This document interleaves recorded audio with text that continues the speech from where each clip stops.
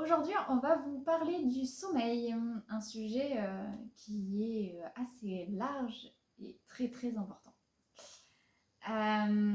Donc, on va commencer un petit peu par les types de personnes qu'on peut rencontrer pour le sommeil, parce qu'il faut savoir que chacun n'a pas forcément besoin du même sommeil, et qu'il est important de savoir un petit peu quel est son type de sommeil et ce qui est le plus adapté à chacun. Tout à fait. Donc on a déjà, je pense que vous avez déjà remarqué, il y a des couches tard, lève tard, et puis il y a des couches tôt, lève tôt. Ça, on le rencontre beaucoup.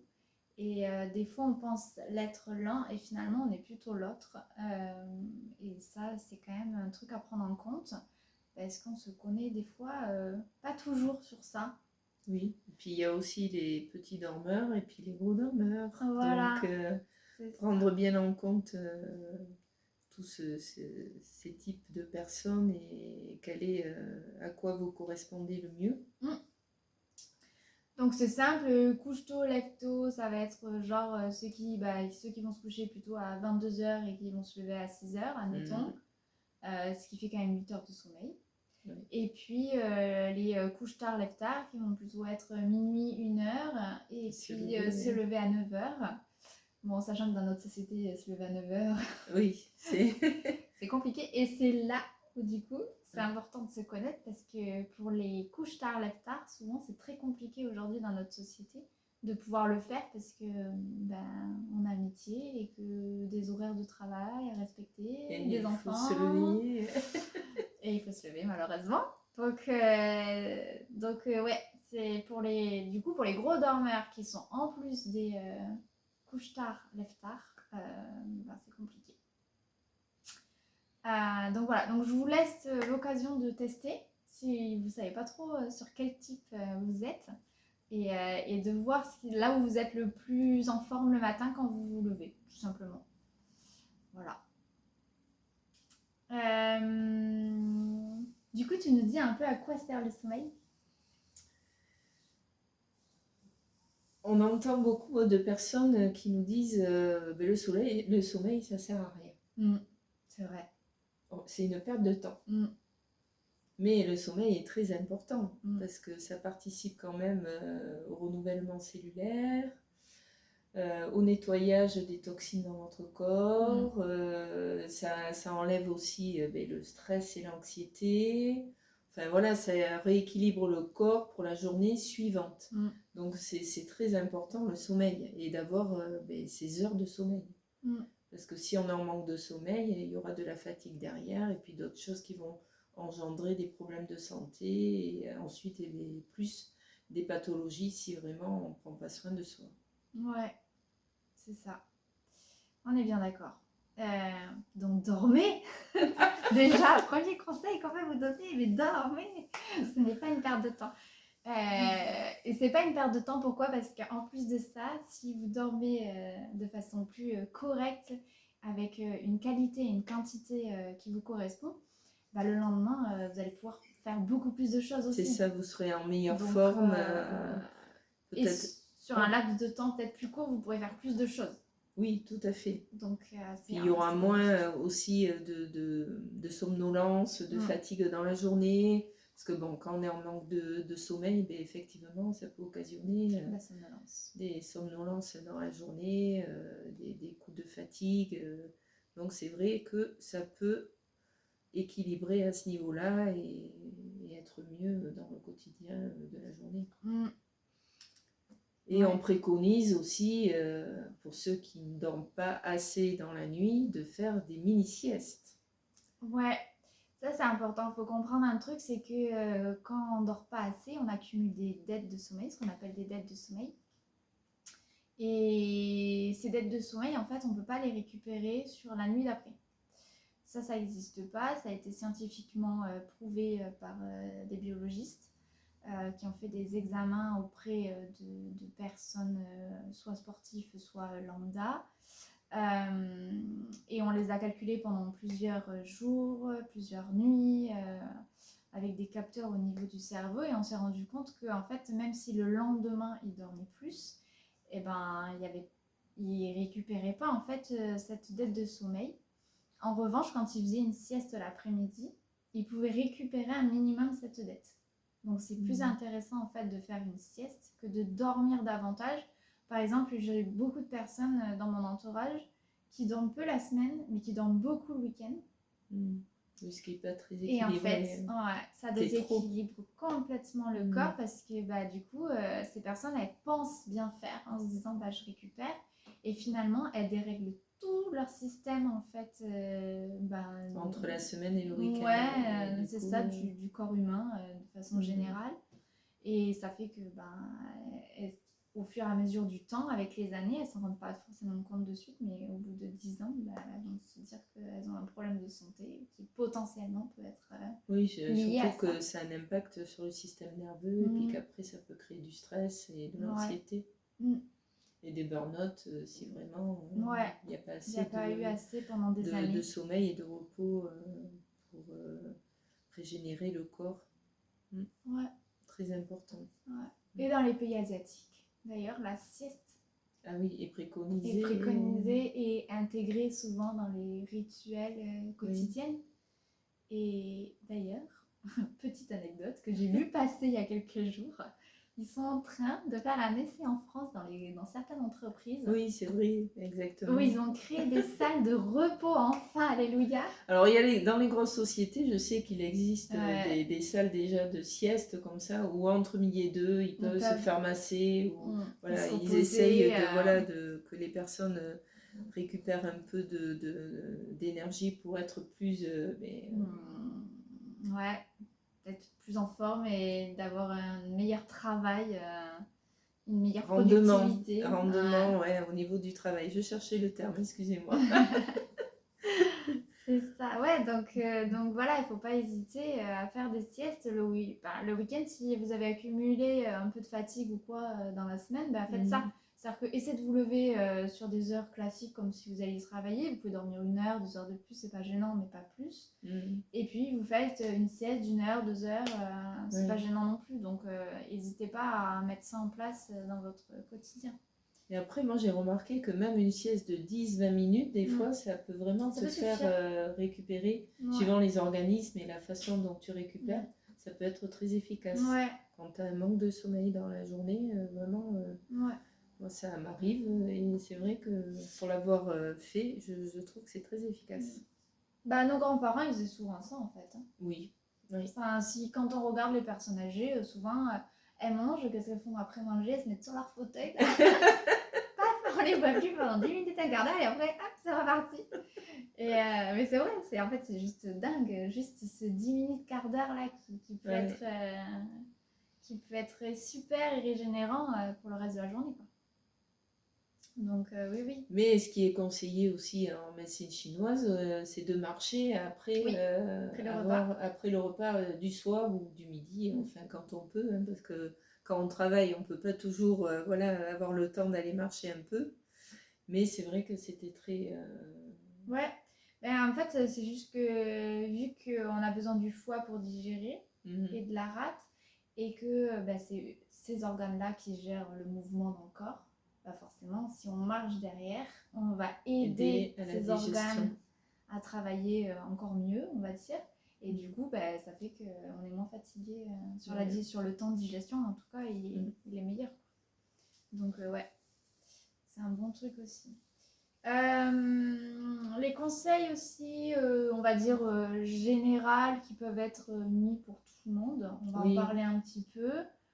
On avait dit notamment les écrans. Ouais, c'est ça. Les écrans, alors, comme on disait, c'est pas un problème les écrans en soi, parce qu'aujourd'hui, je trouve qu'il y a un peu trop de choses là-dessus où c'est genre en mode il faut pas. Oui, c'est vrai qu'il y a énormément de choses en fait, sur ce sujet. Oui, en fait, c'est pas que c'est pas bon, c'est juste qu'il faut le faire dans un bon sens. Voilà.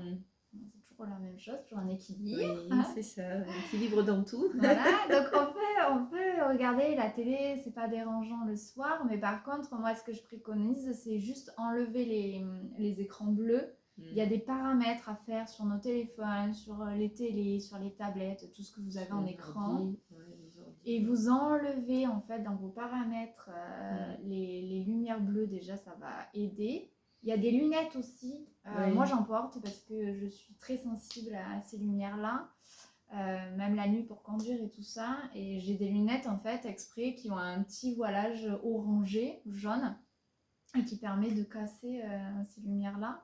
Donc c'est intéressant. Tamiser les lumières, n'utilisez pas des grandes lumières avec des spots blancs le soir.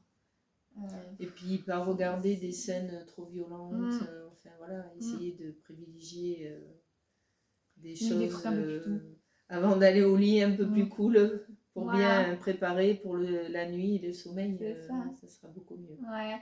Quitte à mettre des trucs style paysage, océan. Il y en a, je sais qu'ils font ça, donc je le dis. Coucher de soleil. Voilà. Trucs qui font du bien au système nerveux. Les bougies. Non, c'est vrai, les bougies. Les lumières un peu tamisées qui calment justement le système neurologique pour préparer au sommeil. Ouais. Et après, il y a quand même encore le grand sujet de l'alimentation du soir. Ouais.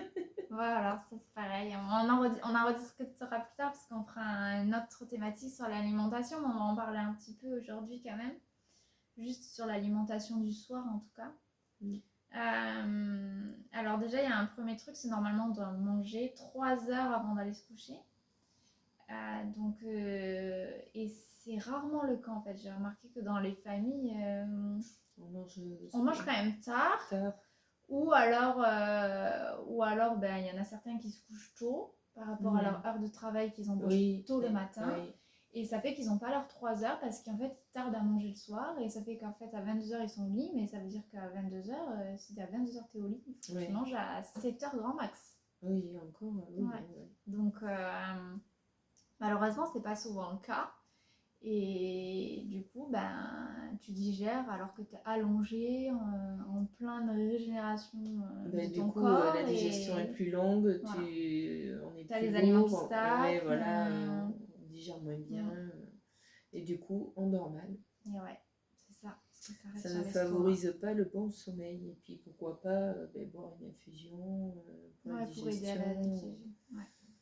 Donc ça, c'est quand même très, très important. En fait, rien n'est interdit, mais il faut savoir s'écouter et faire les choses qui nous font du bien avant d'aller... Si le lendemain matin, tu sens que tu n'as pas faim, que tu es encore un peu lourd, etc. C'est tu peux être sûr que tu n'as pas eu le temps de digérer encore, clairement. Là, c'est pas un problème... T'as pas un problème digestif. Non. T'as juste un problème d'heure. Et oui, c'est ça. Non, mais très important parce que des fois, on pense avoir un problème digestif alors que ce n'est pas le cas. C'est un problème plutôt d'organisation au niveau du repas. Et bien sûr, on va le répéter, de bien mâcher ce que l'on mange parce que ça aussi, prendre le temps, pas manger trop vite parce qu'effectivement, ça occasionne aussi une mauvaise digestion. Et du coup, après un mauvais transit et ainsi de suite, en fait, ça peut occasionner plusieurs choses. Ouais, c'est ça. Après, il y a un autre truc aussi que je conseille souvent, en tout cas pour les personnes qui ont des troubles du sommeil, c'est de ne pas manger de protéines animales, parce que la protéine animale, c'est pareil, c'est une protéine qui est très très longue à digérer, plus longue que de la protéine végétale. Donc, je conseille plutôt de privilégier les protéines végétales que les protéines animales. Ça nous fait quand même notre dose de protéines, même si c'est pas la même. Mais c'est plus léger. Mais c'est plus léger à digérer, ça va plus vite, donc du coup c'est quand même plus reposant pour le corps. On lui demande beaucoup moins d'énergie. Et puis un repas léger. Oui, privilégier quand même des légumes plutôt que des féculents. Plutôt que des frites, quoi. Oui, voilà, des féculents. Enfin, s'il veut être l'air, alors les féculents il en faut un peu. Oui, mais pas trop quoi, le soir. Voilà, il ne faut pas un plâtré de pâtes. Oui, mais ça après, les gourmands ils peuvent manger une plâtrée de pâtes. C'est ça. Et puis après, pourquoi pas faire un petit rituel avant de dormir. Ouais. Oui, il y en a plein, des rituels. Cohérence cardiaque. Voilà. Ça, on aime bien toutes les deux. Voilà, respiration abdominale. Méditation. Tous les trucs qui calment en fait le système nerveux de façon générale. Donc, voilà, pourquoi pas lire aussi. Oui, La lecture c'est aussi ça, la lecture, ça apaise aide. souvent et aide à l'endormissement. Voilà, mais des choses tranquilles. Oui, voilà. Des choses tranquilles. Après, il y a un autre truc aussi qui revient souvent dans les discussions, en tout cas que moi j'ai au cabinet, c'est le sport, du coup, quand est-ce qu'on le fait? Ah oui. Est-ce qu'on a le droit de le faire le soir? Est-ce qu'on n'a pas le droit? Moi, je dis aux gens, c'est toujours pareil, encore une fois, il faut s'écouter. Il y a des personnes qui ont toujours vécu avec du sport le soir, dont j'en fais partie. Et moi, personnellement, je peux faire du sport le soir. Ça m'empêche pas de dormir, au contraire. Tandis que moi, je te disais, si je fais du sport intense le soir, ça m'empêche de dormir. Donc après, je pense que suivant les tempéraments, effectivement, ça peut calmer certains et peut-être d'autres, au contraire, excités. Et du coup, après, pour l'endormissement, il se fait, mais il se fait un peu plus tard. Et puis, il y a un autre truc aussi qu'on rencontre dans le sport, c'est beaucoup de personnes vont dans les salles de sport. Il y a certaines salles de sport où les éclairages aussi sont très violents. Il y en a d'autres, ça va. Moi, je sais que ma salle, ça va, c'est pas hyper... voilà. Mais dans certaines salles, quand on rentre, waouh, on se prend un truc. Et du coup, forcément, si on fait du sport avec des lumières au taquet, des spots en pleine phase, bon, c'est peut-être pas l'idéal pour dormir. Donc, il y a aussi ça à prendre en compte. Le cardio, on évite quand même. Oui. C'est pas l'idéal.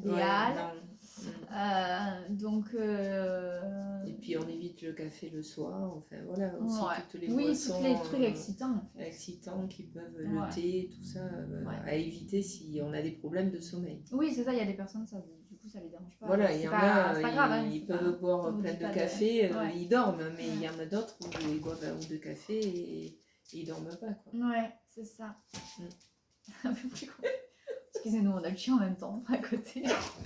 Qui veut sortir. Ah ben voilà. Un peu excité. Bon. Ça va de la compagnie, c'est ça. 2 minutes.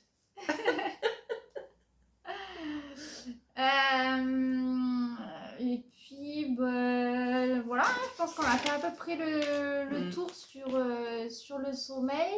Si vous avez des questions auxquelles on n'a pas forcément abordé sur cette vidéo, vous pouvez nous écrire, auxquelles on n'a pas et pensé. on y répondra avec plaisir. Après, on ne peut pas tout aborder, c'est vraiment... non, c'est de façon générale. De façon générale, des conseils. Chaque cas est différent. Après, on vous conseille toujours de vous faire accompagner par un professionnel si vraiment vous avez des gros troubles du sommeil. Parce que, on n'en a pas parlé, mais il y a par exemple l'apnée du sommeil qui aujourd'hui est très connue, et heureusement, parce qu'il y a quand même beaucoup de personnes en France qui en ont. Donc ça se démocratise un peu, et puis il y a d'autres pathologies aussi qui peuvent rentrer en compte. Mais souvent l'apnée du sommeil va avec la fatigue matinale. Tout à fait. Une fatigue le matin souvent est souvent due à l'apnée du sommeil. Donc voilà, il y a des contrôles à faire, c'est pris en charge par les médecins, vous pouvez avoir des rendez-vous et faire des analyses pour ça, mais voilà, en tout cas, faites-vous accompagner, restez pas seul, et chaque cas est différent, donc on peut pas, malheureusement il n'y a pas de recette miracle, on aimerait bien vous en donner, mais on peut pas. Non, après bien sûr, c'est plus sérieux de voir un spécialiste dans ce domaine. Oui. Pouvoir vous accompagner au mieux possible pour que vous récupériez votre sommeil initial. Ouais. Voilà. Bon, écoutez, on vous dit à très bientôt. Ouais. À plus sur le prochain sujet.